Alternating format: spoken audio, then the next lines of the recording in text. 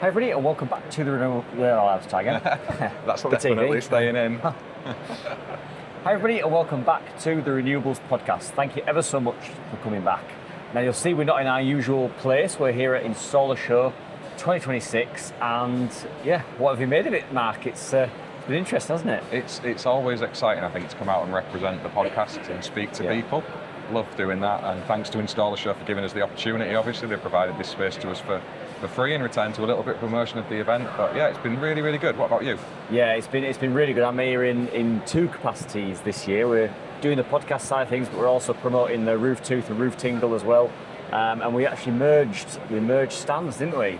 That's been really nice, actually, to have the guys from Roof Tooth and Tingle on here too. Bit of a better vibe. I think we've got quite a big space, to be fair. Yeah. It seems bigger than we had got last year. Just filling that up a little bit. It's been nice to have people interacting with the products on the stand.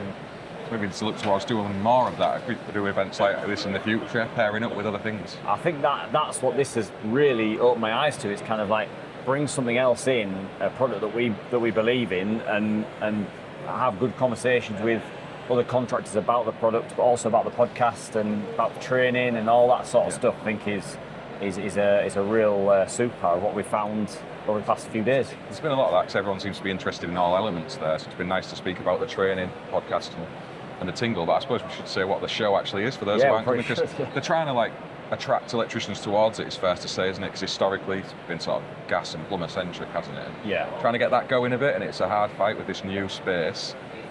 So, as I see it, it's very much set up with the bigger show is the plumbing, aircon, heating and such, and we've got our area here for electrical that needs to expand. It needs more of you guys and girls to come down and visit that to make it happen. Yeah, it does. But I think what's really interesting, we've spoken about this during the course of the show and with other people that have come to our stand and as we've been walking around, it's surprising now how much of a mix there is in terms of electricians now need to know a little bit more about heat pumps, need to know a little bit more about flow rates, heat loss.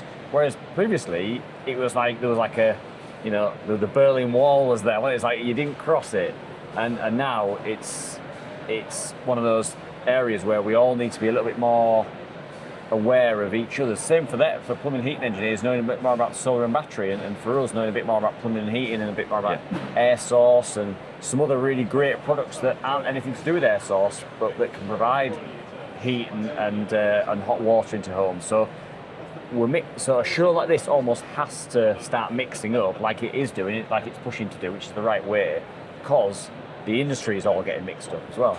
Yeah, absolutely it is. And we got caught out with a heat pump where we put our battery system and isolators too close to it, and we wouldn't think that would really be a factor, but it's the explosive gas that's in this stuff. I had no idea, to be fair. So that's my bad for not doing my research, I suppose, but you don't know what you don't know. When you come to these shows and speak to some of these brands and you understand why that is the case, it's an opportunity to learn and develop ourselves. And whether we like it or not, these kind of areas, as you said, are merging together where our customers are looking for one-stop providers as well. So being familiar with that kit and stuff is only a helpful thing. Yeah, absolutely. And the more that we learn as installers about how an air source heat pump works, or electric boiler, or all these other sorts of things, the more we can advise customers, and the more it helps us size solar PV systems, battery storage systems, all this other sort of stuff. It brings it all in and ultimately provides more value to the customers that we're trying to sell this kit to. Yeah, and we're going to try with this podcast here to take you around and show you bits of it with some roving reporting, get a few chats on here as well, can't we, and bring it to you, try and encourage you to come and see it next year. That's the main aim of it, isn't it? And we've also got the live podcast, which we can pretend we haven't done yet, but we was bricking it. We have done. Yeah, we've done it, but I was bricking it about that, and it came out really well, didn't it? It did. It came out really well, and we'll let you watch. That's probably that'll be an episode all on its own. Absolutely. But it was really interesting, and it was nerve-wracking, but I think we had a really good chat about that. And we could have gone on for probably another couple of hours, really. Yeah, we could. It was really nice to get the technical managers of industry together on one sitting. I think they really enjoyed that, speaking to a few of them. So they don't do it. They do it individually, but never as a collective. And a powerhouse of knowledge sat there with us two at each end. I felt very out of place, to be fair. No, they weren't. There was no fights, which was interesting. We had really agree with each other. So who knew? Yeah, that's it. But yeah, we're going to bring you all sorts of different content. As we record this now, we don't know how this is all going to be split up, so I hope you really enjoy what we've recorded here at Installershow, and come to Installershow 2027. You'll really enjoy it. But yeah, let's crack on with the rest of the podcast. So we're here with Dan, who is visiting the Installershow, and Dan has got Powerhouse and a half of a solar system on your gaff. How's that been going, mate? Yeah, it's fantastic. Averaging £30 a week payback. Cheap car. Cost me about £4 to charge my car. The wife's got a little one, it's about £2 to charge that. So. Nice. So you've got solar on both sides of the house, haven't you? And yeah, I mean, it hits it literally first thing in the morning. It comes all the way around until I try and get next door's tree cut down, so I'll get it even more. So yeah. Yeah, unfortunately, you were stuck with the Give Energy inverter. So is that still working to a point? Yeah, it's working. The new app is out, which seems to be okay. They haven't asked me to pay yet, so. And it does what it does. It's just. They've got some quirks in it, and it's just like the car didn't start charging last night. And I started it because I knew I was coming here, but sometimes you'd worry. It hasn't started, it's charging the battery, but it's not charging my car. But there's no way I can see of making it charge the car first. Yeah, so. Some little quirks in all the software. Yeah, so it's, other than that, can't fault it. It makes a bit of a whistling noise when I'm in the garage, but that's the gateway. That's the gateway. So I've got one in my house, and the gateway Gen 2 has a weird whistle. Yeah, I've got used to it now, and I'm building a print room. It's going to cut off just that's all that noise. So. Oh, well, I've got ours in the dining room, and it's a little less hard. It's a hard one. But speaking of your printing, you've got some stuff here that you're trying to get out into industry where you're 3D printing bits and pieces. Yeah, I mean, I've got stuff like this. These aren't on my website, but these fit whisker boxes. So 310 fits long ways and vertical on there. 206, 310. And then you can just stake it in the ground and run your cables in the sides. I am going to make, people have said they wanted higher ones, so I'm going to do some of those. So that's for bottom entry, isn't it, which we were just saying before? Yeah, these are all these are side entry. Yeah. If you want bottom entry, you have to give me a couple of weeks. I'm in the process of doing it, but I'm trying to work out how to join two bits together strong. Just dig a hole in front of it and put them in the floor, it'll be fine.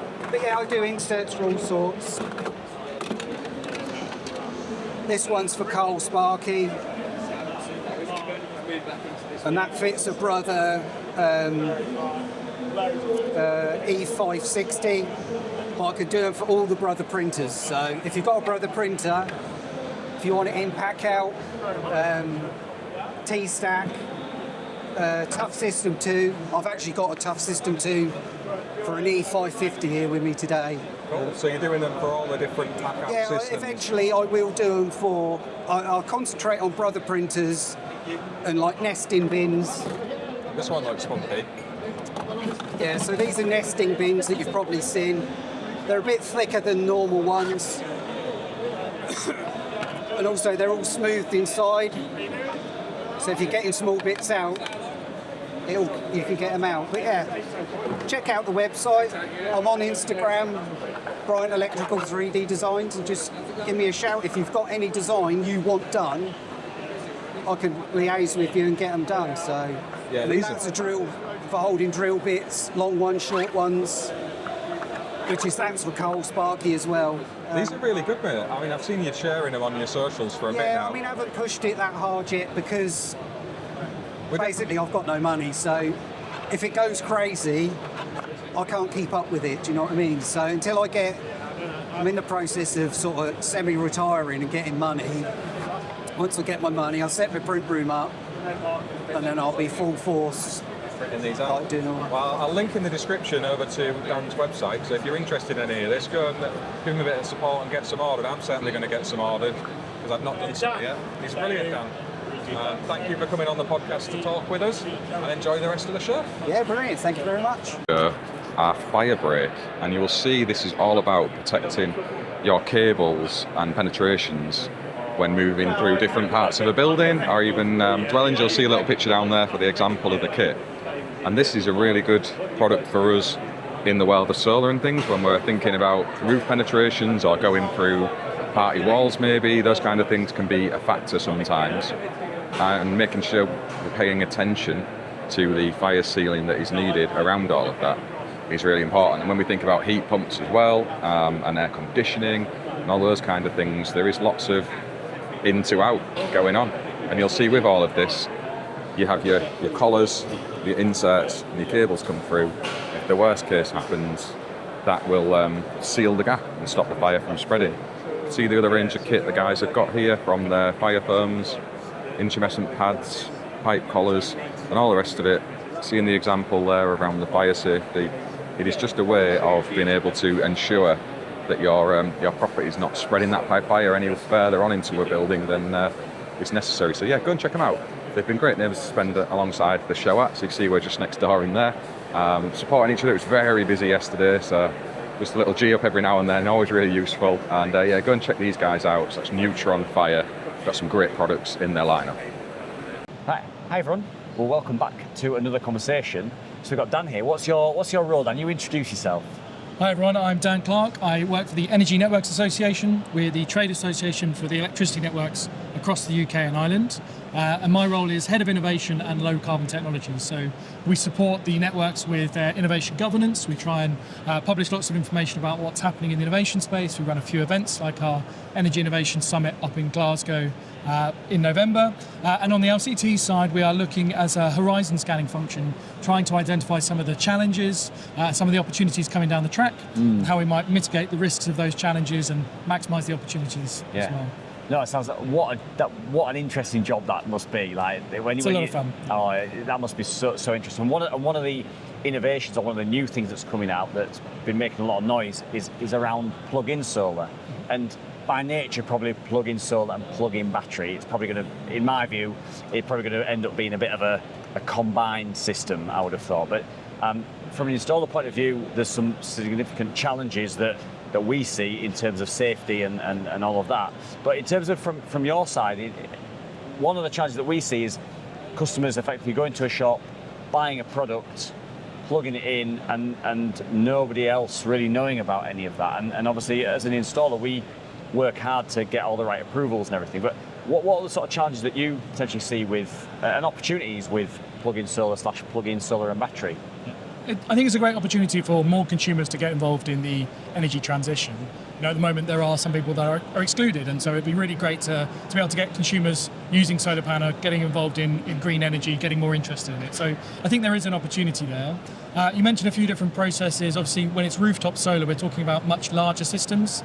From the announcements from government, we know that plug-in solar is going to be limited to 800 watts. So at that level, we've been working very hard with DESNZ and with all of the networks to understand what kind of processes we need to have, what kind of registrations we need to have. So we are encouraging manufacturers to use our ENA Connector X system to register their devices and make sure they're compliant with British standards. And once they've done that, we're going to provide a really easy interface for consumers to be able to just notify us that they've installed these products. And then that will be another way for us to be able to then provide an export NPAN for them. So we think it's going to be a fairly low touch, low friction system, fairly easy for us to get customers to notify. But the most important thing is that manufacturers register their devices with us. So we can say, yeah, categorically, this is safe for a UK home. And then obviously on the home side, there are a number of organisations like the Institute for Installers and Electricians, the IET, who are going to be able to provide more information about the BS7671 BS7671 standards and what's needs to be required there, and also the plug standard as well, because traditionally plugs are just for one directional, we're just drawing power, and now they're going to be pushing power back as well. So is the plug fit for standard? Is it going to work? And so we're working with DESNZ and a lot of other organisations to make sure that these devices are safe for the home. Yeah, so that's one of our biggest worries is because installers like myself, we get criticised a little bit because I am more in the anti plug-in solar camp, and mainly because our homes, as an electrician going in and out of lots of people's homes week in, week out, I see a lot of homes that aren't suitable for us to add another socket into there without a consumer unit upgrade. The wiring's never been touched, and I'm quite concerned about some of that.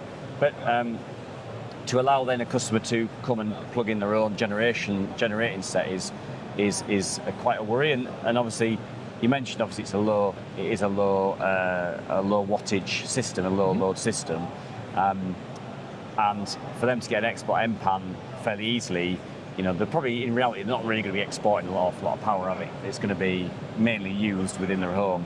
But there's certainly some challenges I see on a safety side. But yeah, let's see how this works out. And we get criticised as installers because we say, we maybe should look at doing something different from our side. But that people think it's taking food out of our mouths, but it isn't. I actually think plug-in solar is a great try before you buy.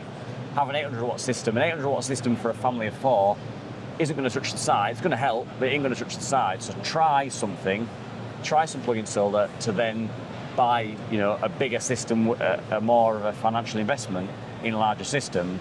The only sticking point for me is that safety element of it, and I just don't know if we're quite there yet with the whole safety side. But it'll be interesting to see how it all plays out, and we've got to explore these areas to see what we can do, and it'll be super interesting to see how it all works, and it's good to hear that it's all been spoken about how they actually are going to be able to do those notifications, because it'd be really interesting if that could be linked to, say, their warranty application. So if the customer buys something for £400, £500, £600, whatever it would end up costing, but they have no warranty until they complete the warranty, which requires you to send that notification, that would be a really great way to ensure that every single one of them got a notification, was notified by you guys. I think it's a great option. Yeah, we're exploring all of the options at this stage. Obviously, we know there's a bit of time pressure to get this ready, so there may be some interim solutions, and then some of the more integrated solutions.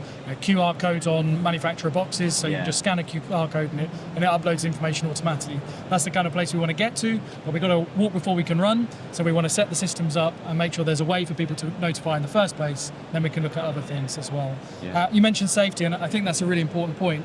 With every new technology, there is a lot of unknowns, and as a consumer coming into this, there may be a lot of questions. So I think there's a huge role for installers to support consumers through that journey, be a trusted partner, trusted advisor that can tell them about the journey, about the different grades of solar panels they can get. And as you say, it could be an option to try a small system, see if you like it, see if it works, and then move on to something else. So I think it feels like a really sensible suggestion to get more consumers involved in the energy transition. Yeah, let's see how it all plays out. Thank you so much for this conversation. It's been really good. Thank you.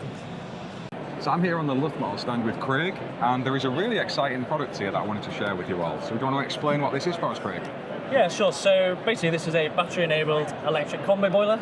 The idea being that we can deliver the same power, performance and experience as a gas combi in the same sort of footprint and the same cupboard size, with electricity and with battery power. So we have about 6-7 kilowatt hours of battery storage within inside the product itself. Oh wow. And we can store basically that overnight from off-peak or from solar, so helping people to use off-peak energy, lower prices or solar energy, and then we can distribute that throughout the day to do high-power hot water. So we can deliver up to 25 kilowatts off the battery alone and 30 kilowatts with battery and mains for your hot water, to give you your high flow rates that you're used to with your sort of 30 kilowatt gas combi. So this is going to do, not electric showers, but showers for people? So it'll do showers, baths, your central heating, it's full combi. So because we can do that power, we can fill your bath at the same sort of rate that you would from a gas combi. You can do your central heating, so our central heating runs at 10 kilowatts because you don't need the same power.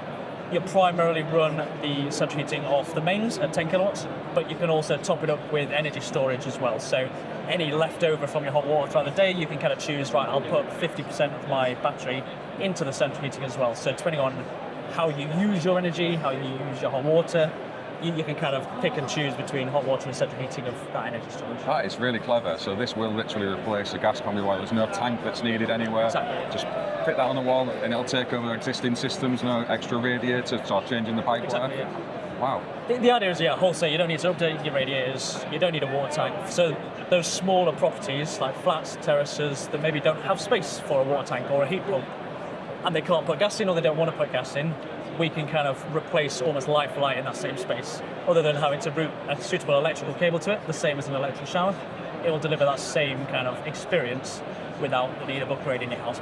That's fantastic. And is it just single phase for the minute, or have you got a 3-phase range for some of these larger properties? So it's just single phase, and the whole point there is most people don't have 3-phase, and the upgrade to 3-phase is either not possible and very expensive. So the idea is to be able to deliver the higher performance that you experience from your gas line, the 30 kilowatts, when your electricity line is maybe limited to 10 kilowatts. So we can charge overnight at that low power rate, and then discharge after the day at a high rate. That makes sense. So are you retailing this directly, or are you working with some wholesalers? Where can people buy this if they're interested? So at the moment it's kind of direct to us. So if people want to go on the website, so luthmore.com, fill out the form, they can go through. We've got a cost calculator on as well, so they can get in touch via that. And one of our sales reps will get in touch. They can call the landline number as well, and we'll get put in touch with the sales team. So at the moment it's directly through us, but we engage with installers, and we've got an installer training program as well. So we're starting to get booked up. Every 2 weeks we have a training sort of course down near our centre in Chippenham. So if people want to sign up for training, we'll kind of grow in that installer network as well, so that they can go out and sort of sell and support those. It's fantastic. That's definitely something I'd be interested in my business. Is this more towards plumbers or electricians, or is it a bit of both you're seeing in those install bays? It's kind of both. I mean, ultimately it is a replacement for a boiler, so the plumbing side is kind of the way we're aiming. Can't get away from that, can you? Can't get away from that. Electricity-wise, yes, electricians are needed to route basically a mains cable from your consumer unit to its own breaker to the product to an isolator switch, but ultimately you could get an electrician to do that before you even go and install to an isolator switch. Again, it's no more complicated than putting in an electric shower. The plumber can then basically work from that point on. They can put the wires into that switch, they can do the rest of it. So it is more plumbers, with them kind of engaging with electricians. But obviously, if people are interested and they've got that kind of skill set, lots of companies now are multi-skills. So yes. Yeah, we're certainly building that in our own business. There is that merging together of trades that we're seeing through Renewables. It's inevitable. And yeah, we'll definitely be coming down to do that training. We're also going to do a podcast in the future up in York, we think, where we can go a bit more into detail about all of this. So if you're interested and you've got any questions, drop them in the comments, and we'll come back to this conversation. We can talk about it then. But I hope you enjoy the rest of the show, and it's been going well for you here on the stand. Looks like a great bit of kit, and thanks for taking the time to chat with me. No, thank you very much. Appreciate that. Cheers, thank you.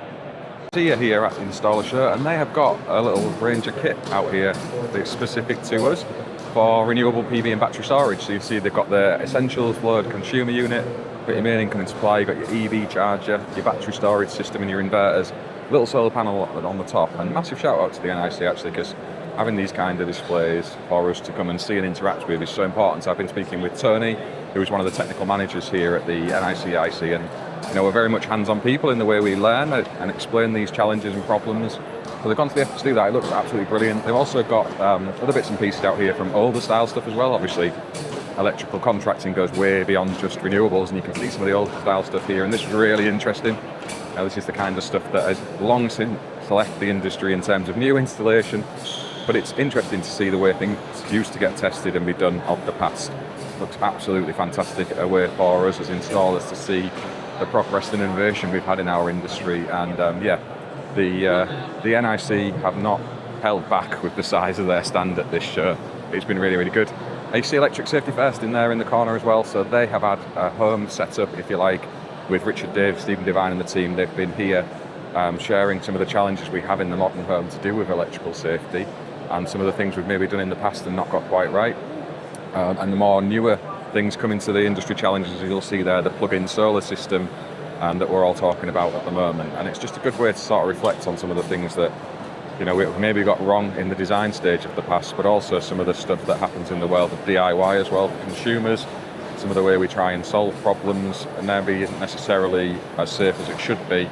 And they've really been trying to promote that positive message around doing correct design and installation and making sure you're really thinking about this safety piece in terms of your wider electrical work, and as a consumer what that should look like. And I've helped them out a little bit with supply some bits and pieces. So the panel and the inverter and such that you'll see was arranged by me, and a huge shout out to Jamie O'Neill at BG Sync, because I'd forgot to bring the EV charger. I'd also promised them, and I felt like a bit of a fool when they were asking me for that, and I had to run across to Jamie and please mate, get us out of trouble here, because we need this EV charger. And to be fair to him, he's given a full functioning, it's not even a dummy module, for the guys to keep here on the stand and take forward with the rest of their stuff. So thank you, Jamie, that is very kind of you, massively appreciate it. The RCMU module in the inverter was what we ended up realising that that gives the RCD protection, if you like.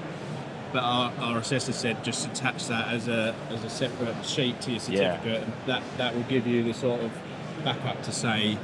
Well, this is a really great area, isn't it? Like, can we rely on the protection that's built into these devices? Can we actually go, well, yeah, it's got, this battery storage system has got an RCM modular residual current monitoring system in, but it's not got a BS number.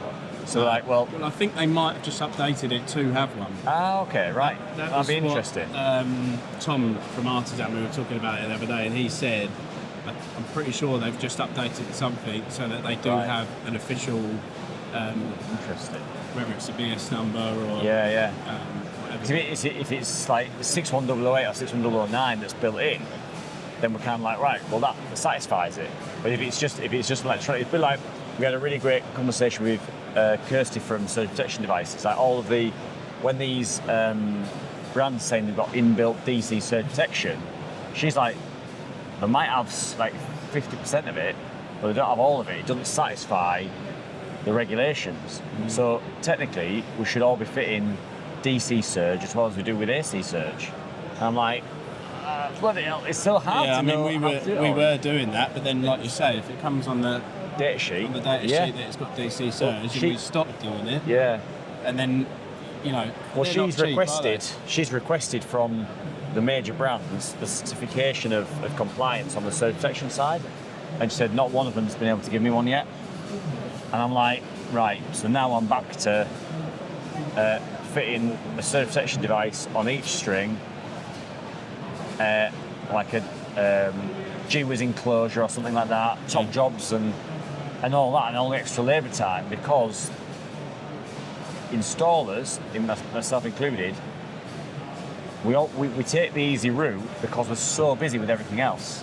And the cost is so tricky. Is that on the live podcast we did, I raised the panel because we were talking about, you should probably have a chat to them about changing the consumer unit.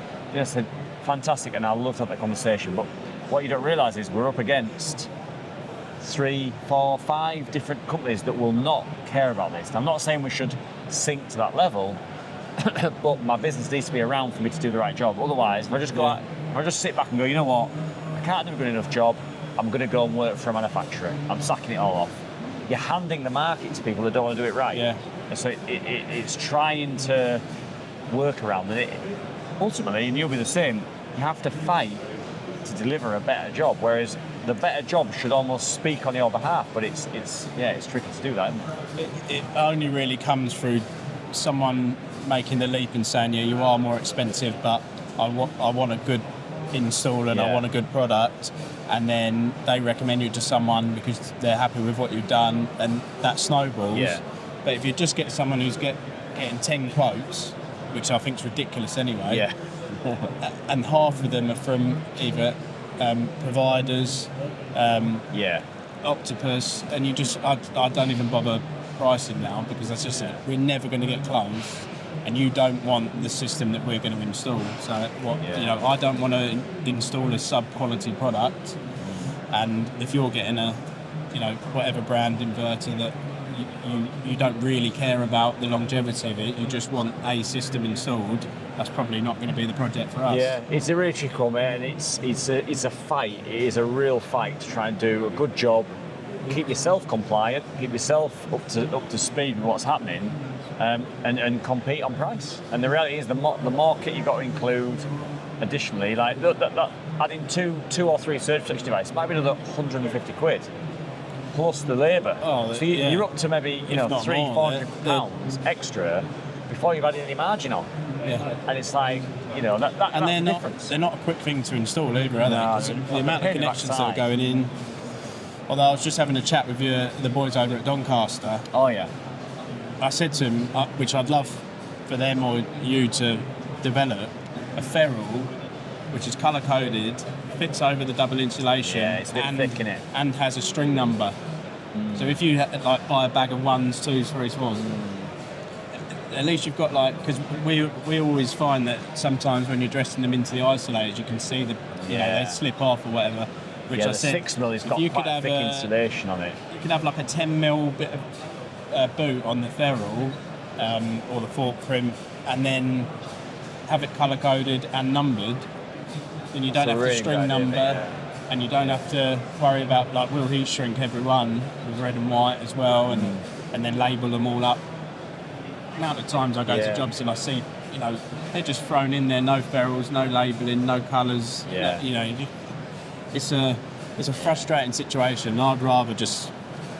My background's F1, so I've come from that, and that's my area of knowledge, if you like. So I work to that level, and I want to deliver that in what I do now. I'd rather.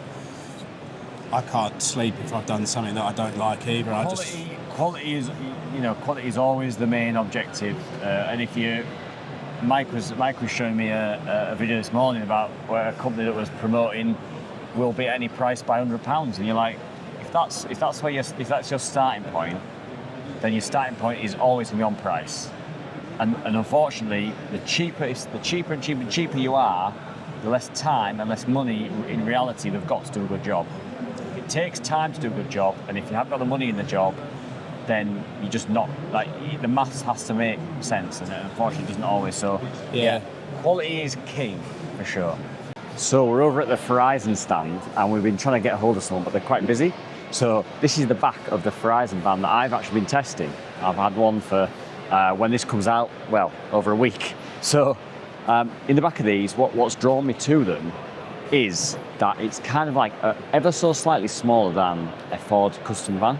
And that's what we have in our business, my installation business. And what I've found with some of the EV vans out there is that they get the range by being a smaller van. So you can't really drive it as far, obviously, without the range, but you can't really fit as much in it. So what I've done when I've been testing this, I've had 2 big batteries in there to add some weight, as well as my tools and everything else, to see if you get the range that it claims. And it's been pretty accurate, to be honest. So we're in a really interesting place with electric vehicles in terms of the commercial electric vehicles. We've kind of already nailed the van. We've already pretty much nailed the van, but the electric.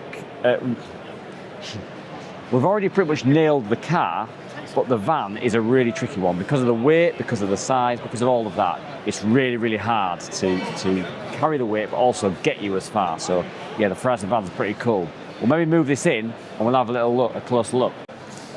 So in the back of here, let me get in. I'm going to get in. That's the better one. In the back of here, we've got loads of room. So, like I mentioned, I've got 2 batteries stood up here. So we've got a really high range here. I'll need to find out the exact details, but it's got a huge bed. So having all my dual stack system in here, all my cable, you can fit solar panels in here. Fits so much in there. And what it's got right at the side here is it's also got vehicle to load, so you can actually plug in your tools so they can be charging whilst you're driving around. So this isn't a commercial for Farizon. You can make your own mind up. But what I've seen with this is it's actually, in my view, one of the first usable vans that's all electric that I've seen. There are some others, like I say, but they're so small. So yeah, it's a beautiful van. This is the L1H1. You can get the L2H2, which is slightly longer and slightly higher, and you can get the L3H2, which is a lot longer and a good chunk higher. So yeah, pretty cool. James, good to see you again. Absolute Thanks pleasure. for coming over to see us. Absolute pleasure. If you don't know James is one of the developers and founders of Tradefox. Is that right? I am, yeah. Yeah, it's great tool, interactive tool for learning safe isolation. And that's obviously where we first met, safe isolation. Yeah. I think it was here actually about 2 years ago. It was, yeah. One of the things I've been ranting and raving about to lots of people today, and I really wanted to know what you thought, is diverted neutral current testing.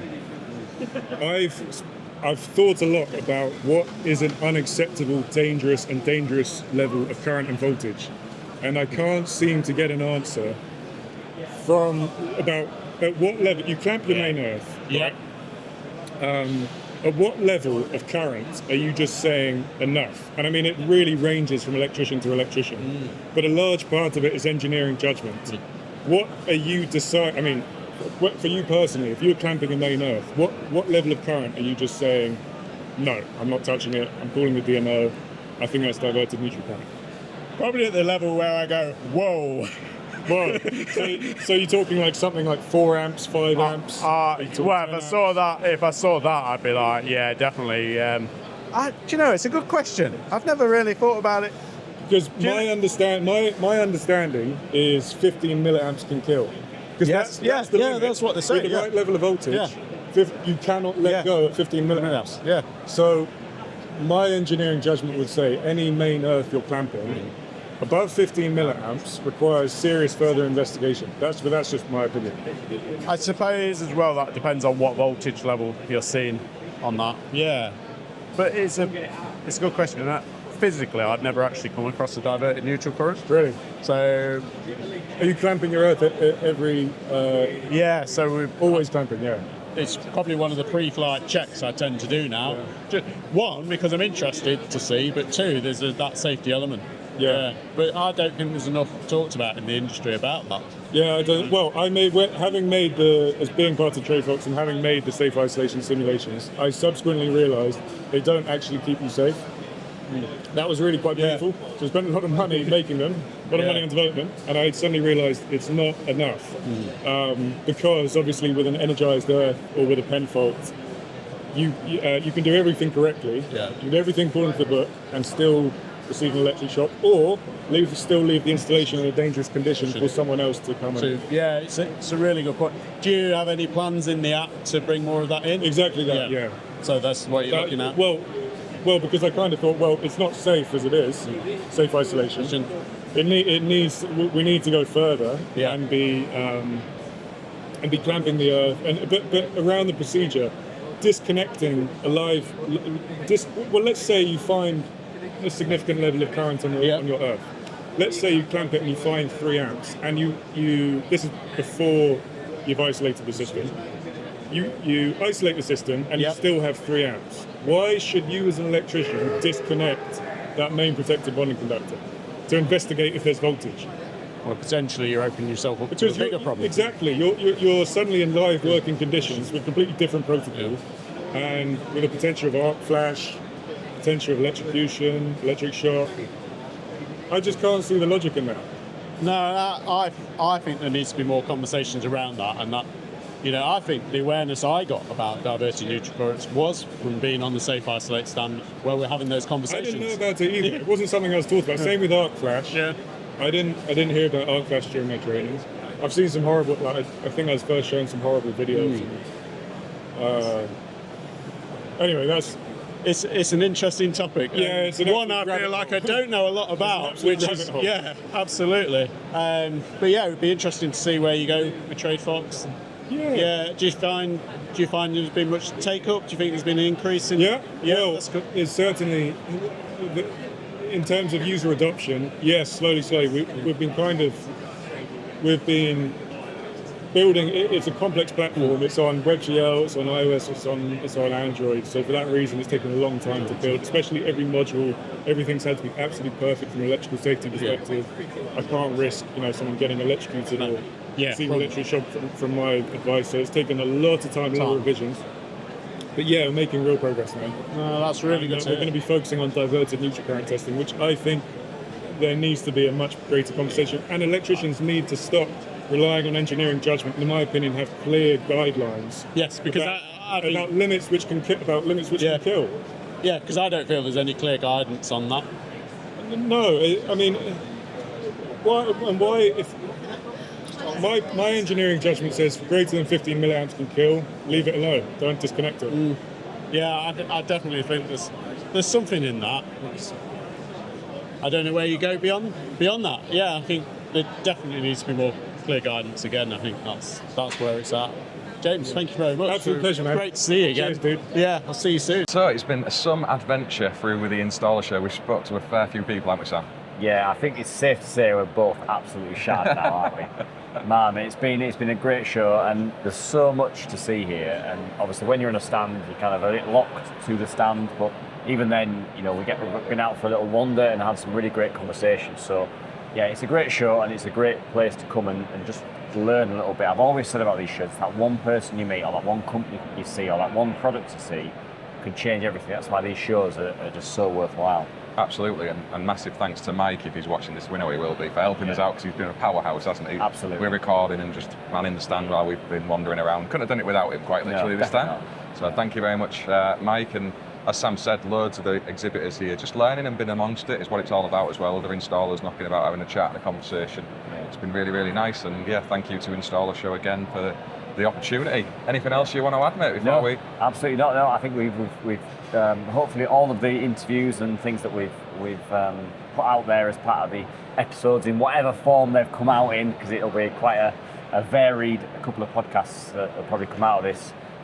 Thanks to all the guests that we've had, and hopefully some of the people we've met here will join us on a full-length podcast, because we've had quite a few inquiries there to come and join us and have a real sit-down conversation, as you'll have seen across all the other podcasts. So, yeah, that's about everything, really.